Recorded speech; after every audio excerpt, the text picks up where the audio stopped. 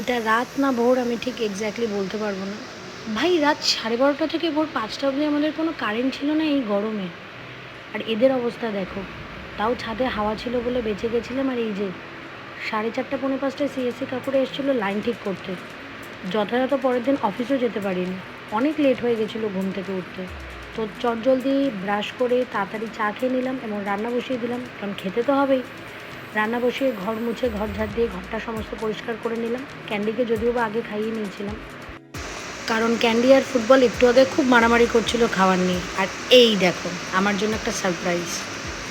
তো ছাড়ো, পরে দেখাচ্ছে এটা। তো স্নান করে উঠে ফ্রেশ হয়ে রেডি হয়ে খেতে চলে গেলাম। খুব খিদা পেয়ে গেছিলো, তো খেয়ে দিয়ে একটুখানি রেস্ট নিলাম, একটু গেম খেললাম।